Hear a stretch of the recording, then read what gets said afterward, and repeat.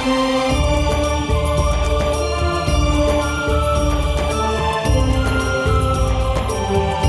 कहने का भाव है दास का कि परमात्मा जब यहाँ आते हैं अपने यथार्थ ज्ञान को समझाने की चेष्टा करते हैं। सन 1398 में ज्येष्ठ सुदी पूर्णमासी, जेठ उतरते की पूर्णमासी और विक्रमी संवत 1455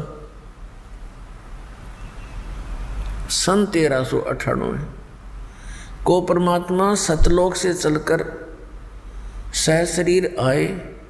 काशी शहर बनारस के बाहर एक लहर तारा नामक तालाब में कमल के फूल के ऊपर आकर परमात्मा विराजमान हो गए, एक नवजात शिशु का रूप धारण करके। नीरू और नीमा नाम के दो पति पत्नी थे। जुलाहे का कार्य करने से वो जुलाहे कहलाते थे और मुसलमान धर्म के अंदर वो रह रहे थे। वैसे तो उसी जन्म में ब्राह्मण और ब्राह्मणी थे, मुसलमानों ने उनको बलपूर्वक मुसलमान बना दिया था। तो दुल्हा का कार्य करने लगे, जिस कारण से दुल्हा कहलाए। और परमात्मा पूर्व जन्म के अपने प्रॉमिस अनुसार अपने वचनबद्ध हुए थे नीरू नीमा के बच्चे के से, उसके कारण वो नीरू नीमा का बच्चा उस जन्म में नहीं था। जैसे द्वापर के अंदर एक सुदर्शन नाम का भगत था, उसने परमात्मा को ढंग से जाना था। उसमें कबीर परमेश्वर जी करुणा में नाम से आए हुए थे। तो सुदर्शन जी के माता पिता थे यही आत्मा जो नीरू और नीमा बनी अगले जन्मों में। तब सुदर्शन जी ने प्रार्थना की थी, परमात्मा मेरे माता पिता ने बड़ी भारी गलती कर दी, आपके ज्ञान को स्वीकार नहीं किया। अब वो ना जाने किन किन योनियों में कष्ट उठावेंगे। परमात्मा आप दया करियो, किसी जन्म में अपने बच्चों को शरण में लेना। परमात्मा उसी अपने वायदे अनुसार, प्रॉमिस अनुसार उनको मिले थे। नीरू नीमा अर्थात ये जुलाहा दंपति स्नान करने के लिए उस सरोवर में पहुंचे। सुबह ब्रह्म मुहूर्त में वहाँ बच्चे को पाकर वो घर ले गए। अब संक्षिप्त में सुनाऊंगा, ज़्यादा विषय और है आज हमारा। और वहाँ जुलाहे के घर प्रवेश की लीला होने के कारण वो परमात्मा जुलाहा कहलाए, जुलाहे का कार्य करने लगे। तो पुण्यात्माओं, वो परमात्मा ही हमें आकर यथार्थ ज्ञान देता है।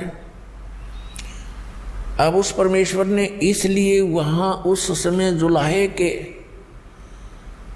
घर में आना अनिवार्य जाना, क्योंकि वो तो परमात्मा है, हम तो जीव बुद्धि हैं। अपनी बुद्धि अनुसार हम विवेचन कर रहे हैं। परमात्मा ने ये जाना कि शूद्र जाति उस समय बहुत ही अछूत माने जाती थी और एक धारणा बनी हुई थी कि भक्ति मार्ग का काम तो ऋषि ब्राह्मणों का ही होता है और यही पार हो सकते हैं, यही भक्ति कर सकते हैं। दूसरी धारणा ये थी कि इन ब्राह्मण गुरुओं के शिष्य अधिकतर सेठ लोग होते थे, वो दान धर्म बहुत किया करते थे, वैश्य कुल के, और बाकी अन्य भी स्वर्ण जातियां भी उनकी शिष्य हुआ करती थी। और शूद्र को भक्ति का अधिकारी नहीं माना जाता था। उनको मंदिरों में जहाँ भी पूजा स्थल होते थे वहाँ जाना अलाउड नहीं था। तो परमात्मा ने ये सारी बेड़ियाँ हटाने के लिए ये जो जकड़ रखा था समाज जाति मजहब के अंदर उन सभी बंधनों को काटने के लिए, समाप्त करने के लिए परमात्मा आए थे। अब उन्होंने आकर के हमें क्या ज्ञान दिया? राम नाम रटते रहो, राम नाम रटते रहो, जब तक घट में प्राण, कब हो तो दीन दयाल के हे भनक पड़ेगी कान।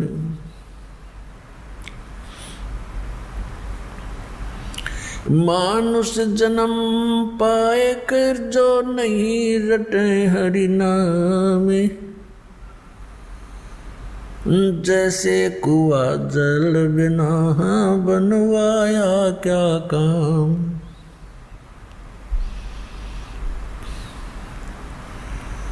कबीर हरि की भक्ति करो, तज विषियाँ रस चोज, बार बार ना पाओगे ये मनुष्य जन्म की मौज।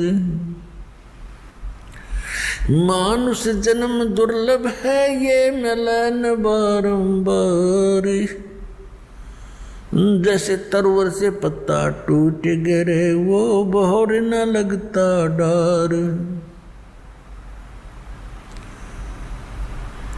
साथी हमारे चले गए हम भी चालन हारे, कोई कागज में बाकी रही ताते लगी है वारो।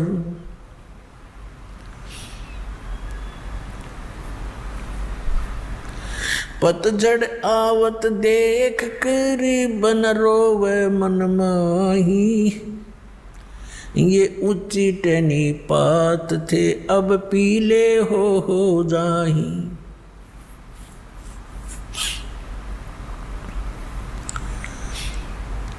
पात झड़नता यूं कहे सुन बई तरवर राय, अब के बिछुड़े नहीं मिले न जाने कहाँ गिरांगे जाए। तरवर कहता पात से सुनो पात एक बात, यहाँ की याहे रीति है एक आवे एक जात। अब परमात्मा ने कितना मार्मिक तरीके से इस भोली आत्मा जो काल की भांग पिए पड़ी है, कितने मार्मिक ढंग से समझाया है। एक पत्ते और वृक्ष और वन का उदाहरण दिया है। क्या बताते हैं कि मानुष जन्म दुर्लभ है, ये मिले न बारंबार। और जैसे तरवर से पत्ता टूट गया वो बहोर नहीं लगता डार, उसी स्थिति में एज इट इज दोबारा उस शाखा पर, उस टहनी पे वो दोबारा स्थापित नहीं हो सकता। ठीक इसी प्रकार परमात्मा हमें समझाने की चेष्टा करते हैं कि आप जिस संसार और इस परिवार को, संपत्ति को, शरीर को अपना मान करके यहाँ बिल्कुल स्थायी होकर बैठे हो, ये ऐसी स्थिति है आपकी जिस दिन आप इस टहनी से टूट गए फिर उस घर में, उसी स्थिति में दोबारा आप स्थान नहीं पा सकते।